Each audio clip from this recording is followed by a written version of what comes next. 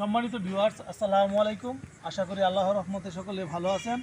আমিও ভালো আছি আলহামদুলিল্লাহ। আজকে আঙ্গুর গাছ নিয়ে খুবই গুরুত্বপূর্ণ কিছু কথা বলবো। তো এই যে এখানে একটা গাছ দেখতে পাচ্ছেন, এই গাছটা আমি আজ থেকে 20-25 দিন পূর্বে রোপণ করছিলাম। তো এরকম আপনারা অনেকেই আছেন, আজ থেকে 20-25 দিন বা 1 মাস পূর্বে অনেকেই গাছ রোপণ করছেন। তো এই বয়সী গাছগুলা কিভাবে পরিচর্যা করতে হবে এই বিষয়ে আজকে কিছু কথা বলবো। তো এই যে দেখতে পাচ্ছেন এই গাছটার মধ্যে 1টা 2টা 3টা শাখা বের হয়েছে। হ্যাঁ, 3টা শাখা। তো আমি যদি এই 3টা শাখা রাখি তাহলে 3টা শাখায় কিন্তু এই মাটির ভিতরে যে খাবারগুলো আছে এই খাবারগুলো এই 3টা শাখায় নিয়ে নিবে। তো আসলে এই মুহূর্তে এই 3টা শাখা রাখা যাবে না। তো আমি কি করব, আমি দেখতেছি এখানে সবচেয়ে ভালো ব্রাঞ্চ কোনটা। হ্যাঁ, আমি সেই ব্রাঞ্চটা আমি রাখবো। তো আমি দেখতেছি যে উপরের যে ব্রাঞ্চটা আছে এটাই খুবই ভালো এবং শক্তিশালী। তো আমি কি করব, এই যে নিচের ব্রাঞ্চটা এভাবে কেটে দেবো। এই যে দেখেন আমি কেটে দিছি, একটা সিজারের সাহায্যে আমি কেটে দিছি। এই যে দেখেন এটাও আমি কেটে দিব, এই যে কেটে দিলাম। হ্যাঁ, তো এখন কি হয়েছে, এই গাছটা একটা ডালপালাই বেড়ে উঠবে। এই যে এই ডালটাই সাইড দিয়ে আপাতত আর কোনো ব্রাঞ্চ বের হবে না। আর যদি বের হয় ওইটা আমরা হাত দিয়ে ভেঙে দিব। তাহলে কি হবে, এই মাটির নিচে যে খাবারগুলো আছে এই খাবারগুলা এই একটা গাছে সংগ্রহ করবে। দর্শক, এই যে এখানে দেখতে পাচ্ছেন একটা গাছ আমার মোটামুটি বৃদ্ধি হয়ে গেছে। তো এটাকে নিয়ে আমি কি করব, যে দেখেন এই যে এখানে আমি কেটে দিলাম, এই যে কেটে দিছি, এই যে এই পাতাগুলো আমি কেটে দিলাম। হ্যাঁ, এই যে কেটে দিলাম। এই যে সাইড দিয়ে যে এই যে ব্রাঞ্চগুলো বের হয়েছে এগুলো আমি কেটে দেবো, এই যে ভেঙে ভেঙে দিব। হ্যাঁ, এই যে দেখতে পাচ্ছেন এই যে সাইডগুলো এগুলো ভেঙে দিলাম, এই যে ভেঙে দিলাম। এই যে এখন গাছটা সুন্দরভাবে এক ডালে উঠে যাবে। তো আপনারা অবশ্যই গাছের সাথে যেরকম একটা শক্ত একটা খুঁটি দিয়ে দিবেন, যেন গাছটা বাতাসে কোনো ঝড়ে ক্ষয়ক্ষতি না করতে পারে।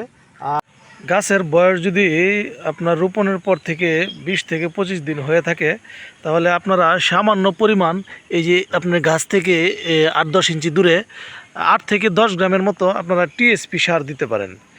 হ্যাঁ, আর অনেকে আপনারা গাছ রোপণ সম্পর্কে জানতে চান, এই বিষয়ে আমার একটা ভিডিও দেওয়া আছে। আপনারা যারা জানেন না আপনারা ভিডিওটা একটু দেখে নেবেন, আঙ্গুরের চারা রোপণ শিরোনামে। তো অনেকেই আঙ্গুর গাছ নিয়ে রোপণ করে রাসায়নিক সার দিয়ে। তো রাসায়নিক সার এই ছোটো গাছে আমি বলছি তখনও যে দেওয়া যাবে না। তো রাসায়নিক সার দিলে গাছগুলা মারা যাওয়ার সম্ভাবনা থাকবে।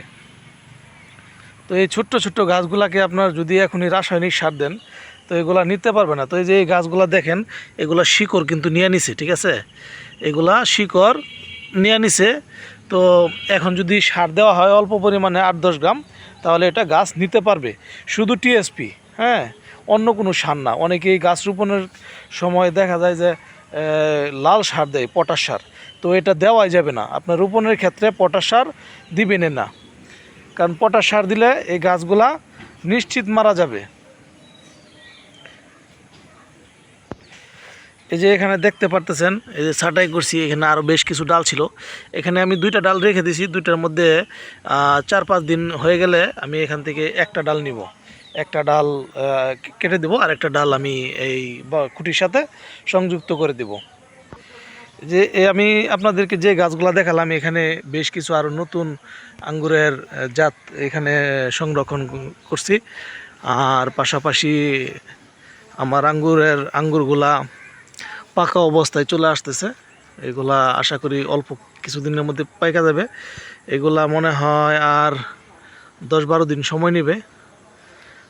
আর ওই পাশে আঙ্গুরে দেখলাম কালার চলে আসছে, আমি আপনাদেরকে দেখাই। এখানে অবশ্য আমি এগুলা পাইকা যাবে অল্প কিছুদিনের মধ্যে।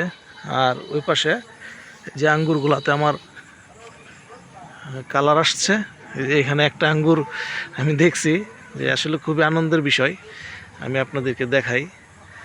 এই যে দেখেন, দেখা যায় কিনা জানি না, এই যে দেখেন, এই যে দেখেন দর্শক, একটা আঙ্গুর আমার কালার আসছে, আমার অনেক খুশি লাগতেছে। হ্যাঁ, এটা আমার বাইকুনুরের প্রথম এই আঙ্গুরটায় কালার আসছে, খুবই ভালো লাগতেছে। এটা বলে বোঝানো যাবে না। আপনাদের বাগানে যখন হবে আপনাদেরও খুব আনন্দ লাগবে। আশা করি যারা আমার কাছ থেকে চারা ক্রয় করছেন আগামীতে ইনশাল্লাহ আপনার বাগানে ওরকম আঙ্গুর ঝুলে থাকবে, সেই প্রত্যাশা। আপনারা আমার এই ভিডিও যেখান থেকে দেখছেন সকলকেই আন্তরিক শুভেচ্ছা ও ধন্যবাদ। সবাই ভালো থাকবেন, সুস্থ থাকবেন। আসসালামু আলাইকুম।